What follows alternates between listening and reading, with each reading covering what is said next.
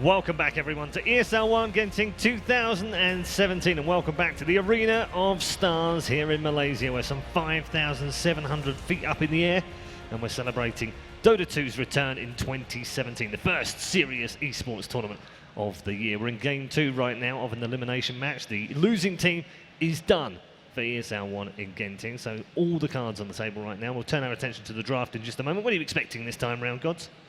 Probably something a bit more well-rounded from WG Uni, not just getting beaten by the five-man teamfight push that we saw there. Luna DK, they had no answers for it. We pointed out the mistake of the next pick as well. Perhaps stick to something that can dictate the pace for them rather than trying to figure out how to counter. I need like one more hero that could have more of an impact in the early game, or at least match up to the team fight. But having the Nyx with the Slider to me just doesn't work too well. The heroes function and do a very similar thing. Yeah, and yet at the start of the draft, it was the other way around. We were actually praising WG, thinking actually this looks like a really good. They're forcing Execration to react to everything we're doing here and looking for solutions. And somewhere it went wrong. Yeah, I think we pointed out the 4 position, or the 4th pickup Nyx. Yeah. I'm not sure about the, I'm sure the 3 pickup on Slardar is still fine, but it just, like, you're in a terrible situation if the analysts are looking at your last pick and it's your 1 position carry, and we just think about, like, none of these heroes look good, none of these heroes feel good. Like, every single hero that you're going to pick up is going to be good in one area and going to be terrible in every single other one. So it was just like, they had to go for, I guess they decided like the pushing power of Draw Ranger and being able to end the game early was better than maybe a snowballing carry. And I would probably agree with that. If even Austin knows that it's bad, it's really bad. Yeah. I do want to pick up on the Slardar pick. Gods and I were looking at this beforehand. It had a 14% win rate, but it was the most picked hero of the event. It's now got even lower. Time to stop. Yeah, when's the cut-off point? I mean, I know it's not all about statistics. I know it's not all about win rates and what have you, because sometimes it's positional and sometimes they add something to the team play that you're in. But the fact is, the win rate of Slardar is absolutely abysmal, right? Sort of ironic, too. We just praised Starfu going into the game, and then he played a very lackluster 4-position Slardar. He missed a few obvious kills because he didn't hit the cross. We sat and laughed backstage, because that's what we do. When we're not on camera, we laugh at people making mistakes. And that's why everyone is laughing at you right now. Okay, so he was definitely not playing up to the level that we expected him to. That's true. That early kill, that 1 missed crush on Luna cost them quite a bit. They needed to snowball so hard with that lineup. I just don't think the 4-position Slardar is a thing. Yeah. And the Dragon Knight was a perfect pick for them because it was already strong with the lineup, and then on top of that, it was facing up against a Mirana mid, so it's already naturally advantageous because Mirana is low on attack damage. So yeah, Nana Nova did a great job at shutting down the Dragon Knight, though. Yeah, like that combo just executed him so fast. Well, you just kind of know that 4-position Slider's blink is going to come up way later than the 5-man push team fights. Like, they just start grouping up and taking towers. Even with having lost the early game, they're just like, all right, we're behind like 5-6k gold. Who cares? Let's just walk up, hit some towers, and they can't fight us. Yeah. Would you guys felt more comfortable if it was 3-position Slardar, and maybe they made Mirana, Shadow Demon the supports? Yeah, I think alternatively you get the Earth Spirit type here, some kind of playmaking, flashy, full position that can do more in the laning stage. And are you assuming the Nyx would still have been picked and you would have put the Nyx mid? No. Just entirely resetting your mid and your carry, like leaving both of those core positions more open, right? By being able to do that. Oh, yeah, easily. It's sort of why did they do that though? What was bad about Slardar off lane against their lineup? Maybe it's not particularly advantageous against Luna. I think the draft fit into their comfort and what they've done before. They're a team who, unlike most teams, actually 5th pick the Drow Ranger. I think it's like their 3rd or 4th time doing so. So normally you think Drow strats, the Drow is revealed very early. Like you pick it up either in like the second slot, or you get 3rd or 4th. Very rarely do you see it 5th pick, but they have this idea that they can get a playmaking hero like Mirana for Nana. Come 5th pick, they get a Drow, and then this playmaker just can go off. And he really did. Like that, the idea worked where they get this Drow to make Nana even more powerful in the mid lane, and then he just goes crazy. That worked in itself, but the overall draft as a team didn't really work. Yeah, it wasn't like they got absolutely destroyed in that game, we should point out. Right, they were upper racks. Yeah, exactly, yeah. When they pushed mid after that big team fight, you sort of thought, well, okay, if they can capitalize on this, then they could take the game. Yeah, I think the draft was definitely their problem for Game 1, which is, I think, why we're focusing on it so much, is because we think WG Unity with an equal draft, or conceivably a better draft, I think they have a clear advantage, at least from what I saw in Game 1. I thought they just played very well. They just couldn't really make it work. Come on, guys, you know what you Cam. need to do. You know what you need to do. Don't egg those youngsters on, Paul. You know what you need to do. Don't go down that life of sin. High five. No, he says. What do you mean, no? Thumb wrestle. 1, 2, 3, 4. I declare a thumb war. No, it's not happening. No. I'm just hearing they're just having to remake the lobby. So we are going to get into the draft just momentarily. WG obviously on the verge of going out this tournament. That'd be a sad end to their run. They wouldn't want to go out in home soil first game, would they? Haven't won a game. Yeah, That'd be a rough weekend. it would. What's that like, Jacob? Going on in the first round. I don't know, ask Winter. Hey. He doesn't even get here. So. Okay, we are into game number 2's draft and some familiar bands. We saw Luna's such a what, cautious 3 of player. those? 3 of the 4 bands in the first game. Yeah, Luna got upgraded this time into Yep. a banned territory. And I kind of agree with that.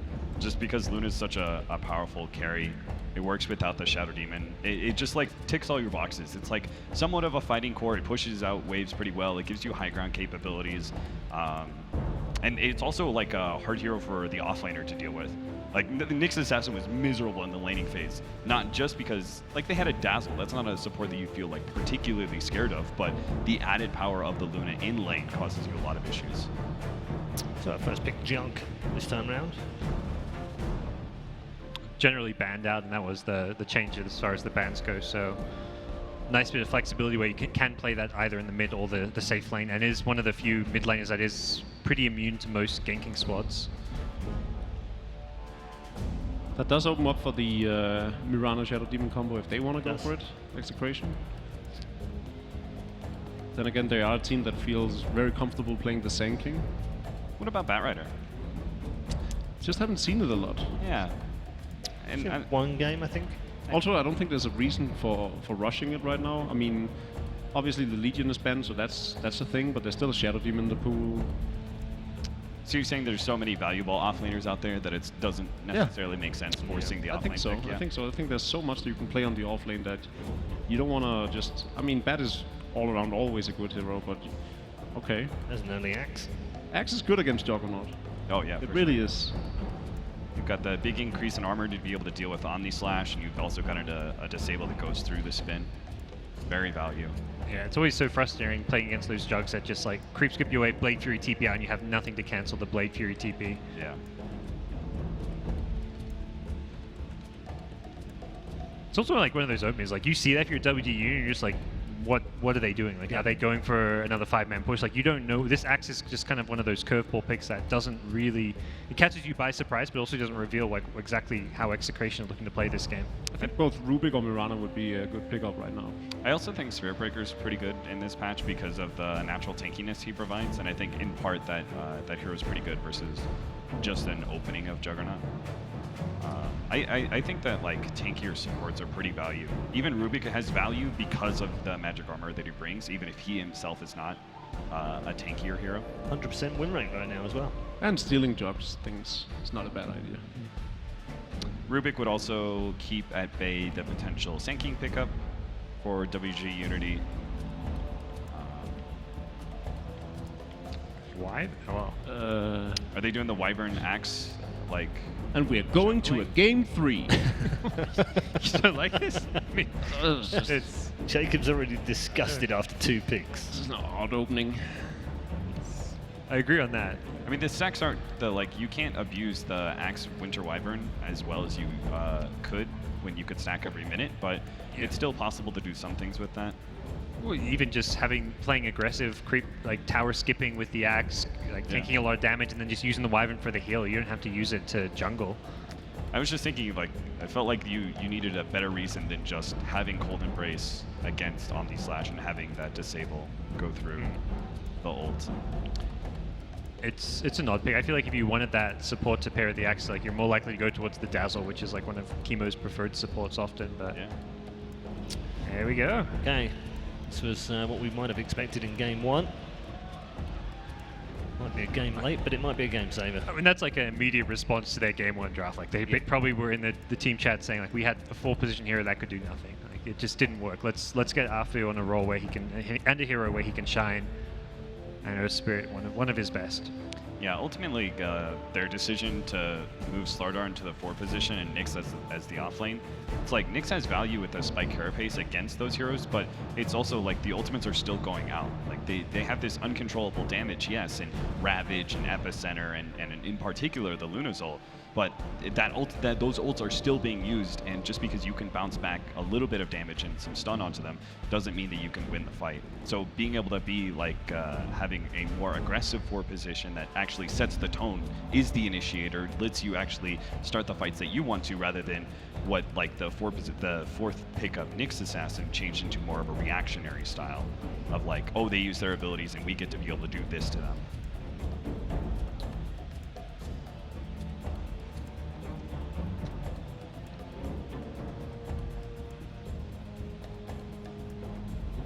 You know what I want to see here for Execration is a sniper.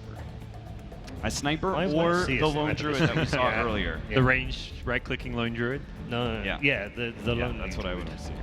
as we The call loneliest it. druid. The loneliest druid. I mean, he was definitely the loneliest druid in that game because his bear never survived. Because they picked up Wraith King, and that Wraith King destroys bears. He wasn't the correct lonely druid, though. Yeah, I would like to see a sniper as well. Haven't seen one so far this week. I want to see some more Visage.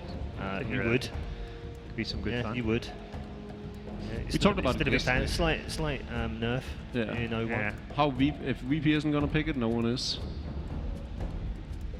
It's true. But yeah, I don't think it's actually that good. It's pretty terrible against Axe. The birds get chewed up. And even against like the Jug, it's not too great. I think Rubik has value for WG Unity because that support combos really well with Earth Spirits. Juggernaut is also a rotating core, whether he's mid or safe lane, and being able to have a disable to start things up and pull the hero into position for your spin is quite good. And then on top of that, I think it's pretty good versus Wyvern. Most of his abilities are valuable to steal, Cold Embrace and Winter's Curse in particular. Or the Spirit Breaker. Now it's even better with the lift too against the charge. Yeah, for sure. You want those instant disables. At the very least, you want a disable that will stop the ultimate after the charge goes through.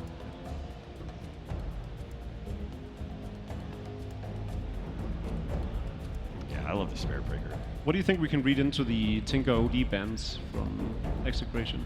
Target bans against Nana mostly. The Tinker and the OD, he's generally a kind of that big playmaking carry for them, and that to me is these are heroes that suit his playstyle that he's played a lot of. So Tinker in particular would be pretty good, I think, versus a style that you're going to go for with Axe Spirit Breaker.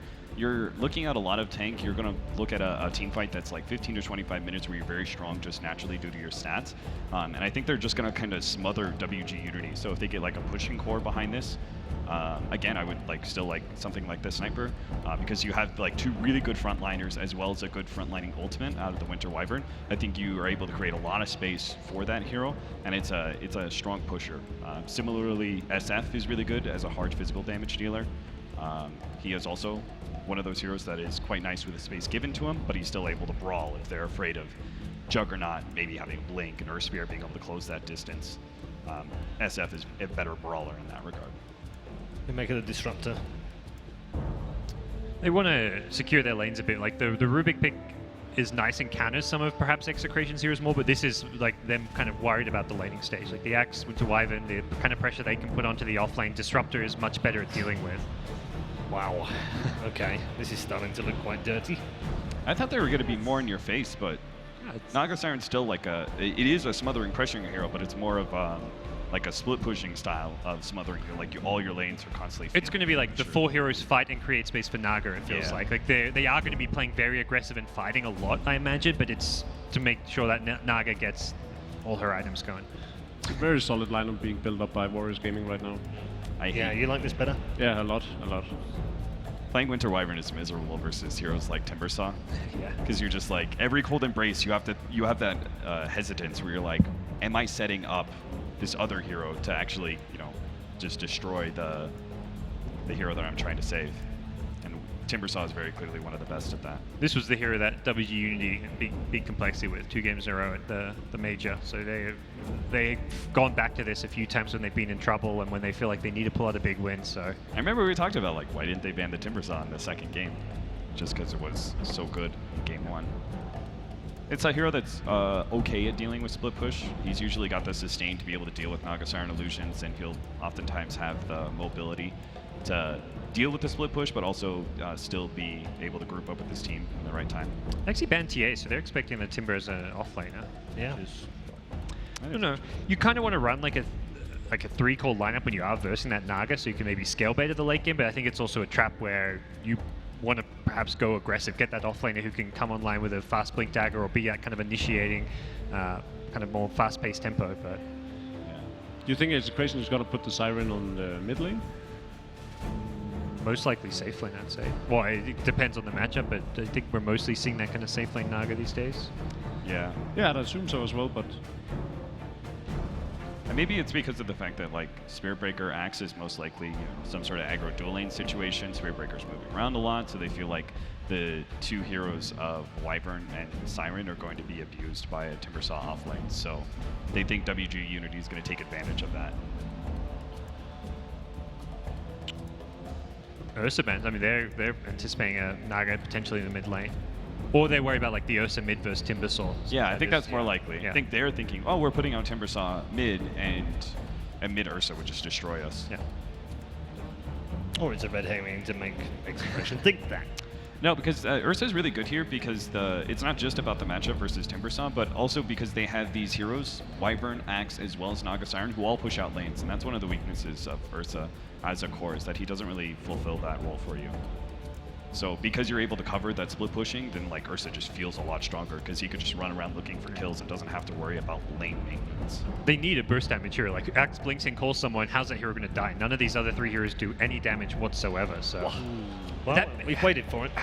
is this so what? Safe lane morph mid jug, or do we even see some kind of SCA style off lane morph? It's got to be off lane Timbersaw, I guess. yeah, I think you were right in the first one with the jog mid. If you're Execration now, do you go like Queen of Pain even though you're up against an Earth Spirit Disruptor? Something that has some I bet firepower to it.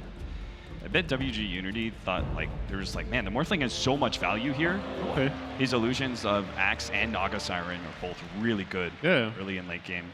Puck is the final pick. Very quickly, gents. Which way do you favour the draft? I think Warriors Gaming got this one. Cods? I'm going to stick with Execration. I think the puck pick can work for them. Okay. What was they have Puck? Puck They have and Axe. Naga and Axe. Naga. Yeah. I think I'm going to leave with WG Unity, but I think it's a hard call. Yeah, it's a tough call. Very interesting draft for game number 2. And remember, Malaysian pride is on the line for this one as we head back to our commentary team for game number 2. That's right, game number 2, WG Unity up against Execration.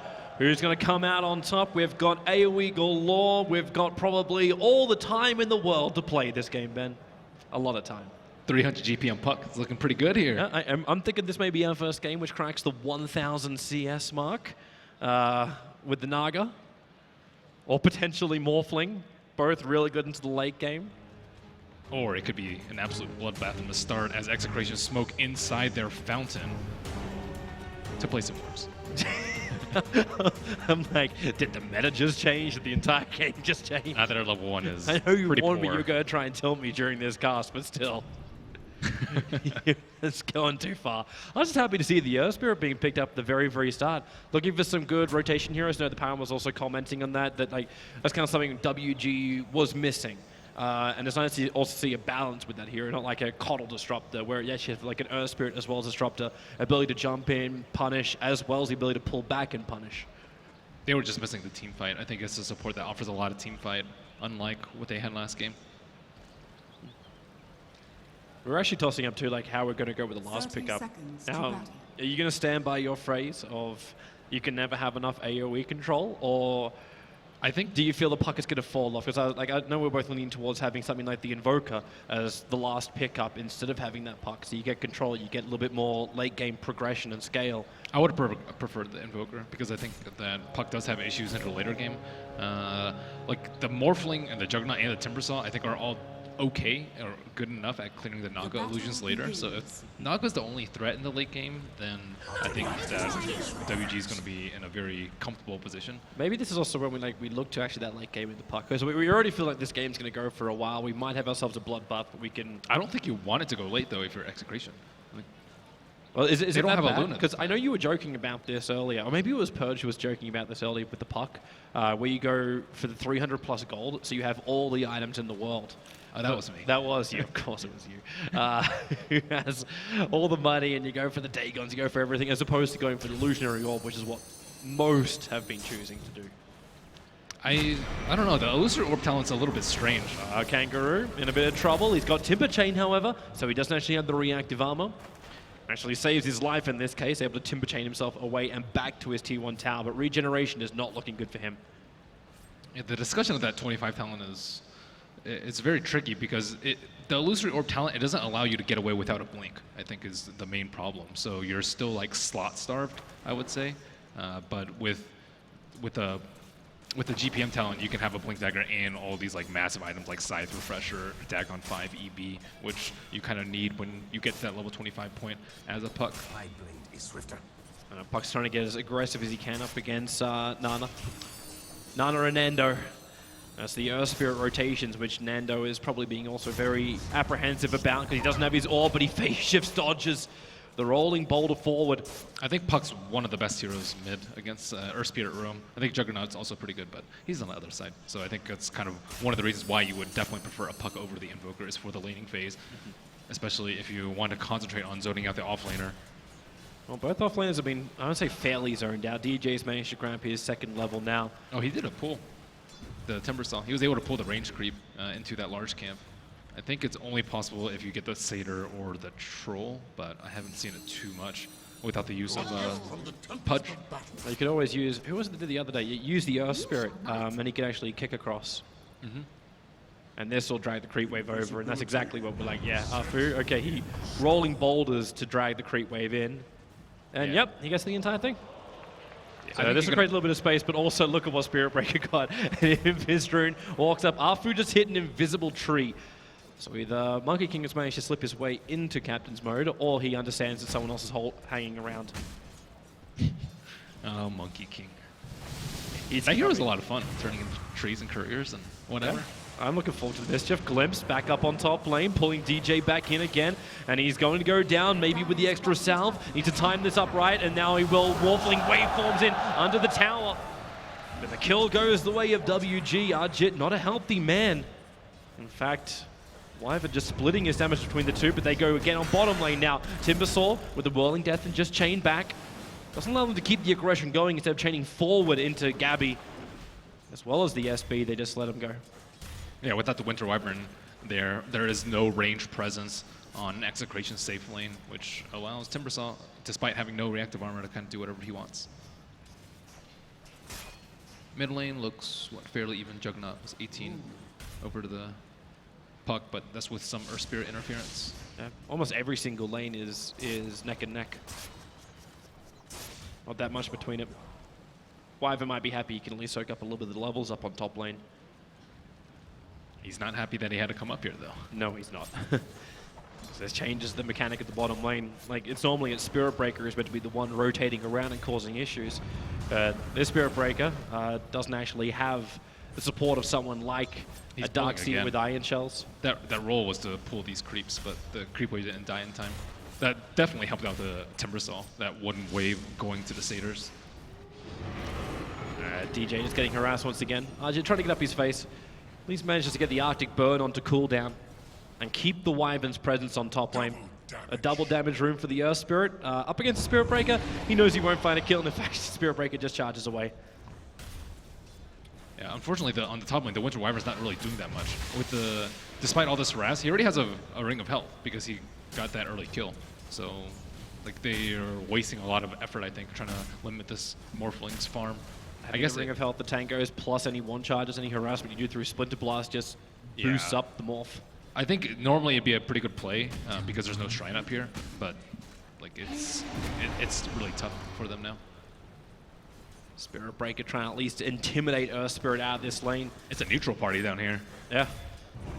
And Gabby's going to be pretty good at getting rid of that if he doesn't get rocked in. And now, well, tries to dodge it, but not possible. The kick was perfect from Afu. The mirror images came out, but it didn't cause anywhere near enough confusion. It's very rare that you see. I think he got the 2-hero slow, 2-hero roll. It's kind of like a clockwork hook shot. It's very difficult to actually stun more than one person unless they're like right on top of each other. But he hit the mark. Yep. That's a nice start for WG. They're already 1 game down. Would love to see this game go into a third. So being up 2-0, it's not the end of the world for Execration. They are about 1,300 gold behind. Only about 600 experience, but that's for a game only 5 minutes in. I think this game they still have a stronger team fight, just like last game. So losing laning phase is not the worst thing in the world for them. I'm just worried about their later game. Last game they had a Luna to fall back on in case it goes super late, and I think this game the Naga is going to be simply outclassed by the late game. They're going to go again on the Naga. The kick is perfect from Afu, and Kangaroo's just got to time this right with the chain forward. And well, is he actually going to get the hit in? No, he doesn't. Both Whirling Death and Chain miss the target, and Winter Wyvern has TP'd in while up on top lane. The Axe dying underneath the Tier 1 tower. The Naga's still under a lot of pressure though. She was able to get some sort of creeps, but like if you look at her quick buys, energy booster into Sacred Relic Radiance. She doesn't want to like really buy a bottle. Oh, no. Oh, he jumped back up again. Wow. The first 2 hits went onto the real Naga. It looked like he was almost out of range to jump back onto those illusions. Jeez. Poor Naga. Like right now, the supports kind of don't know what to do right now. Like Axe is constantly dying at the top lane. He just gets glimpsed back, and the Morphling's been fed a couple of kills already. Naga Siren is like, please, I need some help down here because the Timber Cell's just up in my face all the time. She can't farm in the lane at all. So I think it's up on the Puck. The Puck has to perhaps start moving around, maybe give Winter Wyvern a lane because Winter Wyvern isn't really able to help people or kill people. So I think he gets his level 6, and then Nando, maybe he's waiting for a kill rune, but it's still at least a minute until the next rune spawn, and he's not even guaranteed to get a kill rune then. Because he rotates around and it's like, okay, so where is your kill potential? SB and Wyvern are control. Puck jumps in and goes for a dream call, but now he's being the one being jumped. Yeah, it's all on the Puck, I would say. Oh, he's actually going to dream call up because he can actually kill off Afu. With the orb damage, he'll die. The dream call trigger, that'll do the work. Charge forward, actually missing Nana. It went into the siege creep instead. Nando read it perfectly. Yep, exactly what they need. They need to keep this Morphling from farming, or at least pressure up 4 other members. Wyvern going into the Arctic Burn. Does he want to fly over the tree line and get away from this Timber? Because Timber may feel confident enough to dive into under the tower. Pulls back that Chakram. He misses on the chain, but still hits with a Whirling Death and last punch. And Gabby is there way too late, and they start fighting again up on top lane. A 2-on-2. But technically it's a 2.5-on-2 because the spins. Okay, that's a little. All right. The Axe replicant spun so much that Axe was forced out of the lane and abandoned the Spirit Breaker. What a disaster up here, though. Everyone just keeps on dying and feeding this lane. Now they're going to go on bottom lane with the Shafts forward. They just go in. Chakram to the chain. And this Earth Spirit control is doing serious lifting. Execration are even playing pretty well against the Timber Zone. Like they're like not moving very predictably around the trees, but look, they have so many good Timber Cell players. It's kind of a question as to whether or not it should be banned versus them. Start to say what trees soon. Yeah, there's Kangaroo is making sure there is nowhere to hide behind that Tier 1 tower. And Spirit Breaker will show himself again, but where is this TP? Where is this control? Like, that Tier 1 tower is almost down, and Spirit Breaker hasn't left yet. The Spirit Breaker is kind of just destined. He's for charging failure, forward. I would say. Like, Okay. there's not really a good hero that he can charge into. Like Juggernaut can spin, Timbersaw will just destroy him, and then the Earth Spirit can also just stun him anytime in a team fight. Like there's not really a good target for him to constantly go on. So he, I guess, has to maybe follow up after that Axe charge, or maybe provide some vision. It's not going to be the typical just run at you Spirit Breaker, or else he's going to give far too many kills.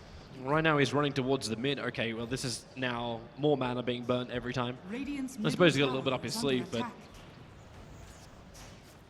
charging for a grand total of 400, 500 units. Yeah, need some more experience.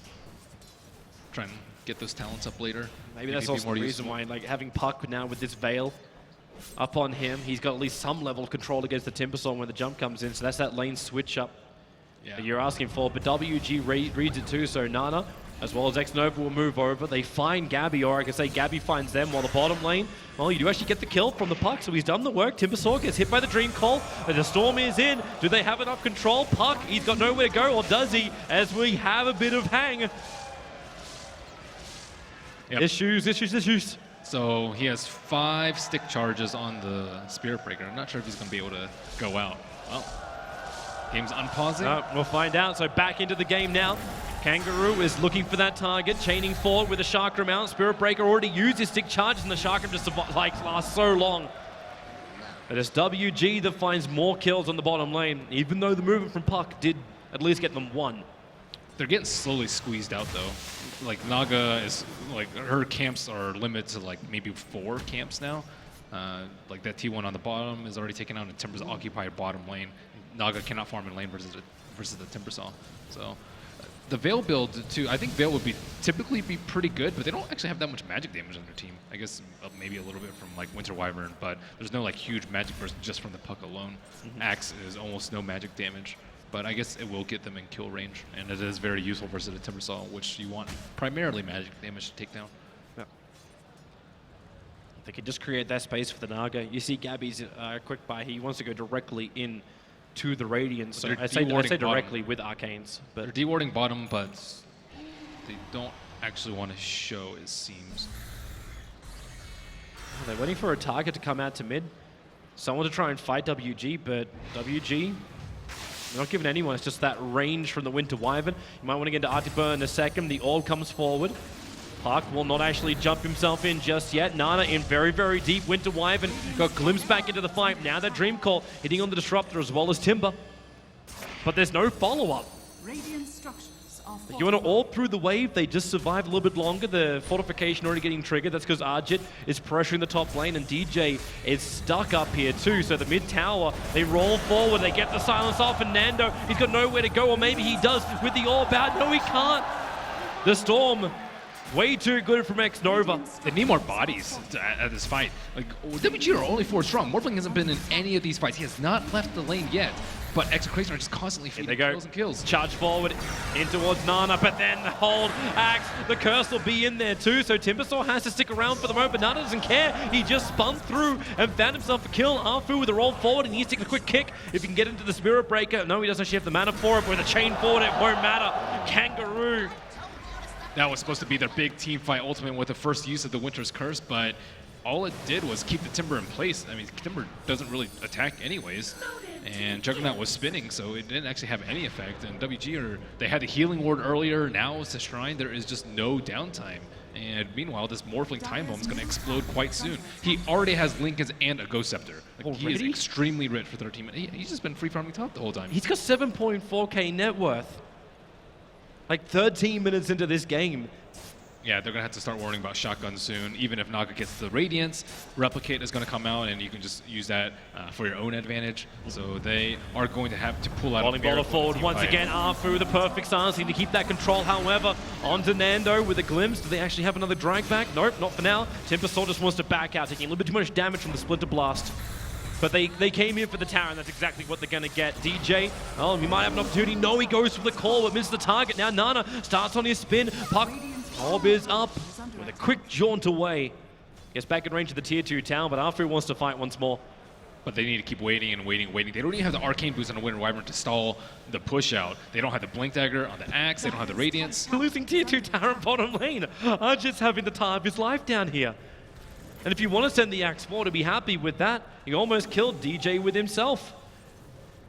Yeah, maybe they can set up with like a Puck Coil or like a Winter's Curse into something big, but that requires WG to group up. I think Morphling's like particularly good versus Execration's lineup because he can kind of just run to the backside, and all they have is AoE control. They don't really have single target control for the Morphling. It's not like you want to blow a Winter's Curse on the Morphling who's on the back line, or a Dream Coil, because he can easily waveform out of that. But at the same time, if you leave him alone, he's just going to crush your entire team and just two-shot your support with the shotgun. Okay, Morphling just waveforms in. He wants to fight the Chakram, actually destroying the tree line, revealing the Winter Wyvern. But Ajit's got this. He is feeling so confident. And then when you get the glimpse back, Winter Wyvern, he's down. Even the stun connected onto the Spirit Breaker. He'll charge up north and then cancel. It's now Spirit Breaker. They don't have a way away. The Chakram's back off cooldown. This will be your extra slow. Look for the kicks coming in from Arthur. The call will do a little bit of work, but the E-play pop, will it be enough? I say the ghost of the pop. Nope. Glimpse him back in. Axe back into the fight. Unwillingly returned to WG's hands.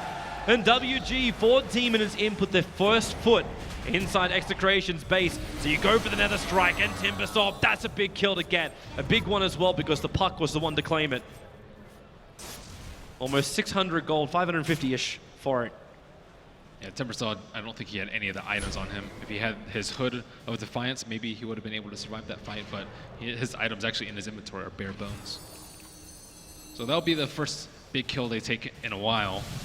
And finally, Naga will be happy with that. Still looking at another 2,000 gold until that Radiance.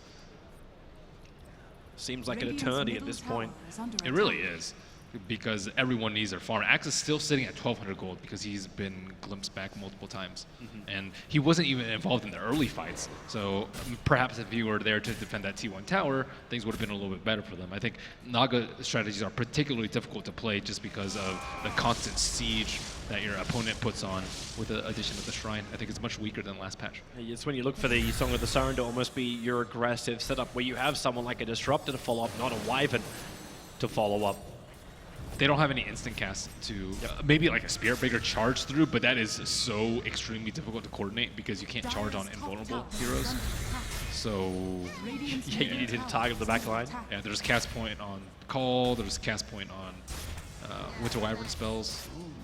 Coil perhaps would be okay, but nothing like Spin will just be King or Waveform or Ghost Scepter.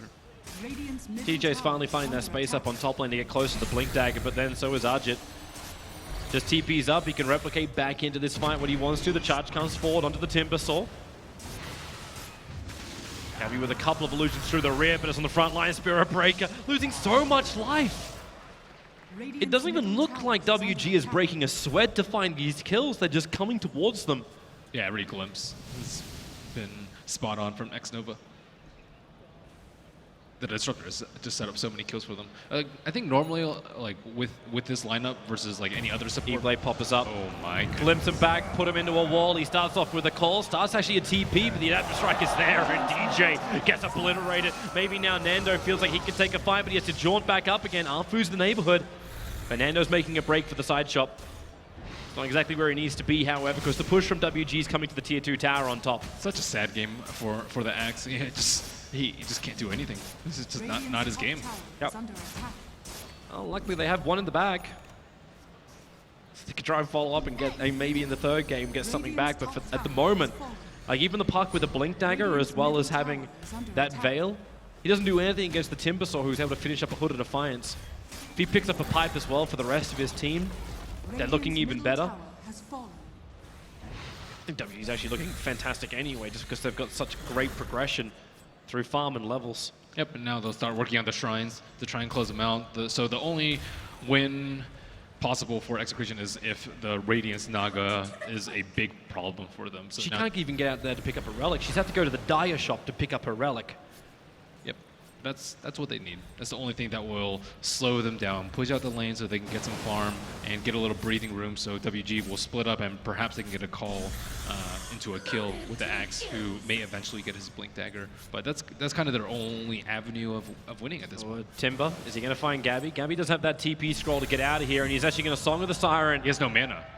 That's a problem. He needs a little bit more mana. He needs 75, and now he has it. Starts his TP out. Song of the Siren will give him just enough cover fire that Arfu won't get there in time. That was probably a blessing in disguise that he didn't have any mana. I think he might have just been stunned by the Earth Spirit right then. Oof. But that Song of the Siren now on cooldown for 100 seconds, and already WG, they were thinking about Roshan. I don't know if they'll actually continue to think about it. Without the Song of the Siren, there's very little ways that Execration can contest them. And they can make quick work of it with Timbersaw tanking with the reactive and the healing ward to top them all off. So but they're not doing it. They group everyone down on bottom lane. And Nando's starting to play more like that little maneuvering Miranas we've seen, creep skipping it out, just trying to keep that momentum going the way of Execration on the lanes. It's really hard though versus Glimpse. Like Glimpse will punish you so easily if you make one misstep. That's why he was first fighting from inside the tree line, getting in behind the tier 1, tier 2 towers. So finally they will have the Radiance. It is flying out to Gabby as we speak. Okay, you just picked up 2 blinks. One's on the Axe and one's on the Earth Spirit. So this is the 3 versus 4 right now. They both have that jump initiating item. Yeah, and as you mentioned, with no song, this Roshan's no contest. Yep. All Execration can do is just keep the lanes pushed. That's all. Keep the farm going. Like, you at least have the Radiance done. Like, Gabby now needs to start working towards BTs and turn this into a real split push game. But WG, how do you actually approach it? You've taken out all the tier 2 towers. Can you actually go against Execration's high ground? You're 20 minutes in, do they have enough? What high ground? They don't really have great high Everything ground is just a defense. flat plane for them. Their defense is not very strong. Like puck spam's a little bit annoying. Splitter blast is a little bit annoying, but I think like Morphling can kill almost anyone with the shotgun Oh, combo. DJ gonna jump in. He needs some really good spins. Actually, he spins in and then gets glimpsed back. He tried to do the TP, getting a little bit cute up on the top. But now in comes Morphling and just explodes him. Oh, if they just present kills like that, then it should be an easy task for them to push high ground. I'm wondering why he jumped in cold and TP'd out. He wanted to kill the creep wave. And that was all? Like, okay. You're grasping for straws here for Execration. So you just try and play the extra efficiency game. Get as much as you can if you get it. Maybe you got more to fight with. It would have brought him closer towards that blade mail he's been like looking for as his second item. He did buy his robe, I believe, before he died, so could have been worse. And he'll be up. He's low WG, enough. jump forward. He played pop almost enough to kill the Wyvern. Removing 900 almost. That'll teach him to go any bit of strength.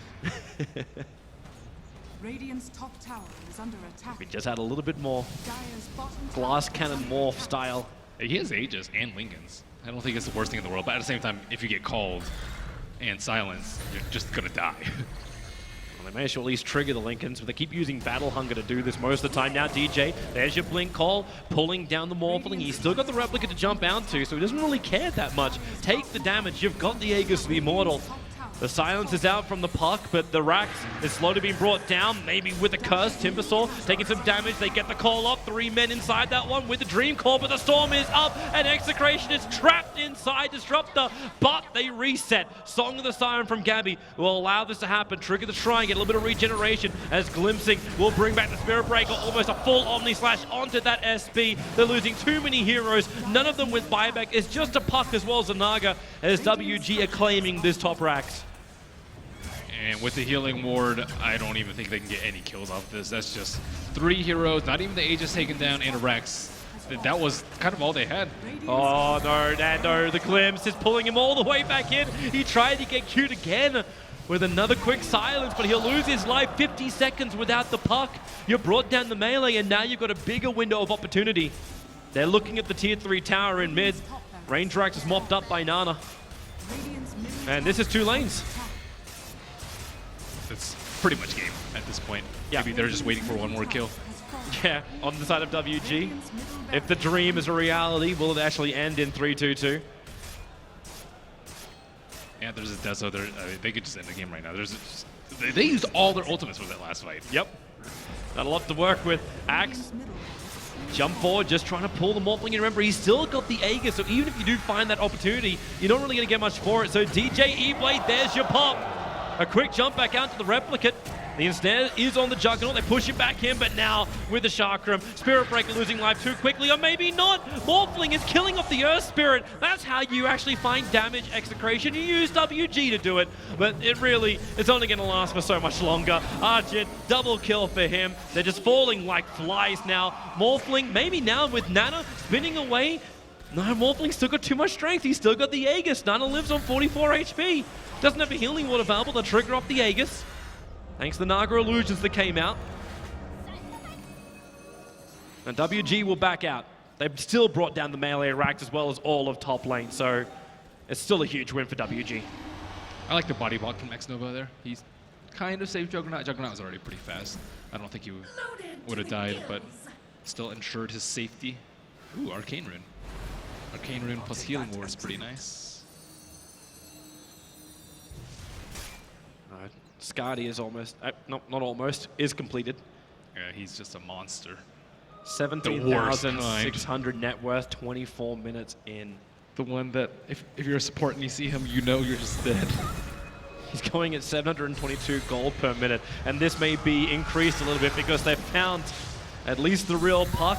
A quick Yule Scepter, phase shift, all the way they keep chasing, but WG, they're just so maneuverable. Even Storm being committed by X Nova, they really want this puck. And then, well, blink down to the tree lines. Nando, run to the tree lines with a TPR, rolling ball to forward, and the stun is not there. Puck, he's all the way home. Oh, I'm surprised he went for the Thunderstrike there instead of the Glimpse. He actually got the Thunderstrike off before he TP'd out. Regardless, they're in there. Yep, WG attacking into the tier 3 tower now on bottom. They've got double the Juggernaut thanks to the Morphling. And He didn't even get the healing Nando ward. jumps in. Radiant's bottom tower. There's your glimpse. They're pulling him back again. A quick Yule Scepter up. Wyvern, where is it? Song of the Siren. It's coming off, but you've already brought down the tier 3 tower. Nando just wants to escape back out of the wall. He has to Yule Scepter, but he's up for too long. He won't jump down. DJ, Elise has the call over on the Morphling. Can they kill him? They need to kill him. The Wyvern Curse is out with a Splinter Blast of damage. Where is it? It doesn't exist. They just survived. Tank the Dream Call into the Omni Slash. Rip him through and the spin. DJ will keep the call up, but he'll get sliced in too by the Timber Saw. Kick into stopping the Spirit Breaker is GG. It was GG a while ago, but finally they have admitted the defeat. We are going to a third game as WG will take game 2, 27-4 against Execration. Not really sure what they were going for with the Naga there. It was very difficult to set up any sort of team fight from them. I think they had a pretty decent one at the top T3, but it was far too little, far too late. I'm actually wondering too, like with the combination of the supports, we kind of touched on it a little bit in the early point. You pick up a Naga song, where is your instant cast? Where is your follow-up to this? Yeah. Like, do you use it as a reset all the time? Does it turn into a split push game? Yeah, Mirana and or Disruptor are generally the two ones that you pair with it. Yeah, instead it was a puck, it was another AoE controller. Either way, everyone gets to go back to the drafting board. We'll come back for the third game in just a jiffy.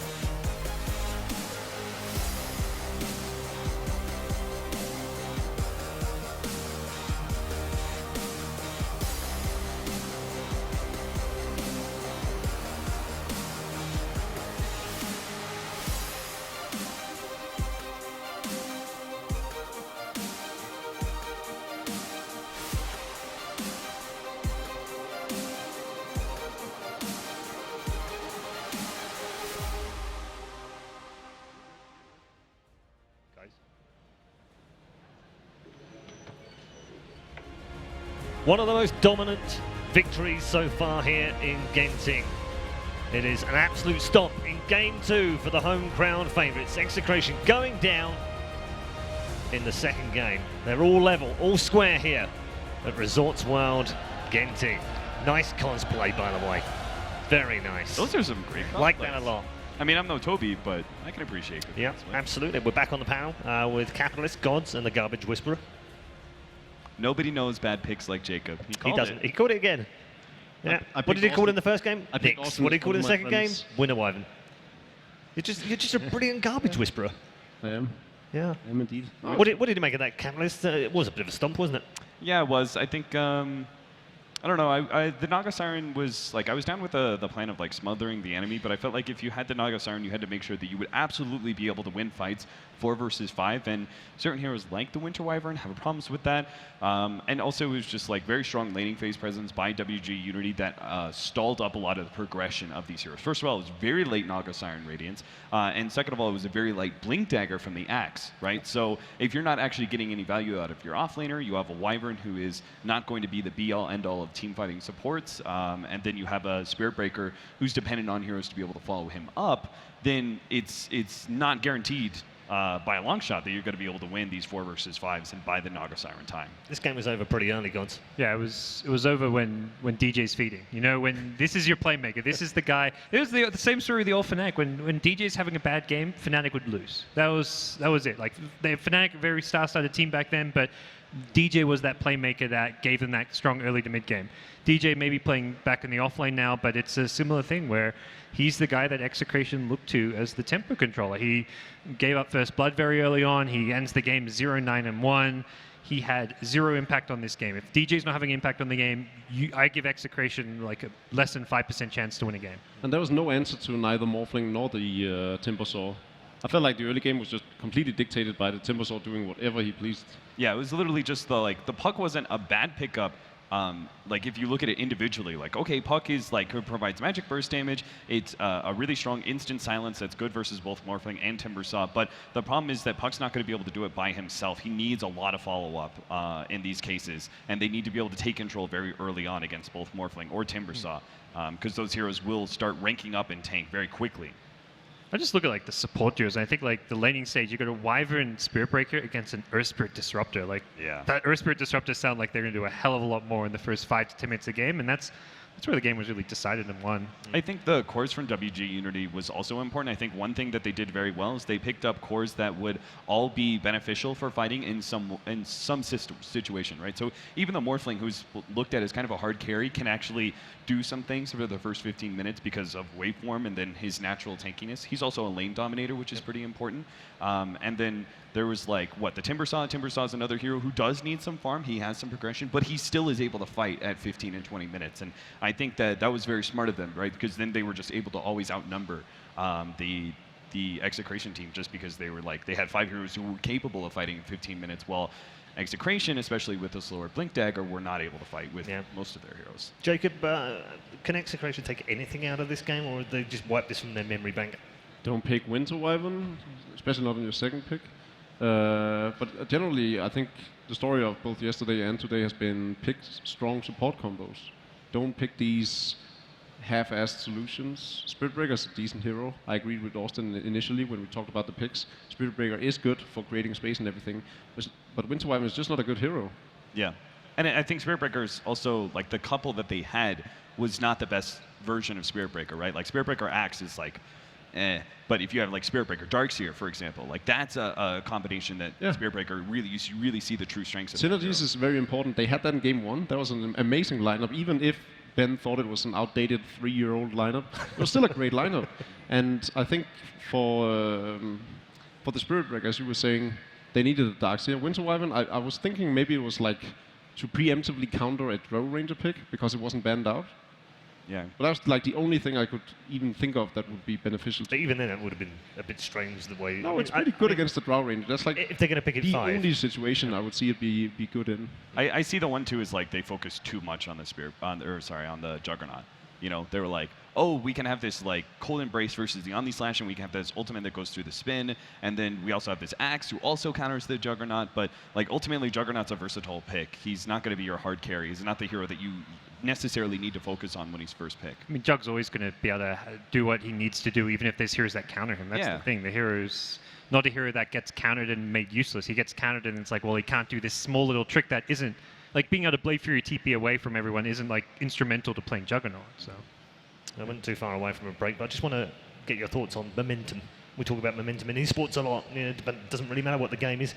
WG have got a bit of that now, got the crowd behind them, all the nerves have gone, God, so presumably they can go ahead and win this game now. yeah, I think this is a good game to build upon. I kind of saw them walking outside. They weren't too hyped up. They were still very mellow. I think, I mean, partly probably because they knew that game was won for a while, so it wasn't like they suddenly won it in a big team fight. It was just stomped. You don't normally get hyped up because you stomp your opponents. You get hyped up when you win the close games, but they still had their game faces on. They know they still got one more game to win, and this game was pretty much a walk in the park for them. So they didn't. If anything, you'd rather win a close game because that's where you're like, you feel like you're tested and you're a better team. For them, they're like, they now got to think about Game 3's draft. I think what Warriors can take away from this is that the fact that these two games prove that they're the better early game team, and they should just stick with that and make sure that they get a well-rounded, wholesome draft that has synergies and not a Knicks pick that ruins everything. Okay, we're going to get more from all three of you, but after the break, we are headed to that break right now.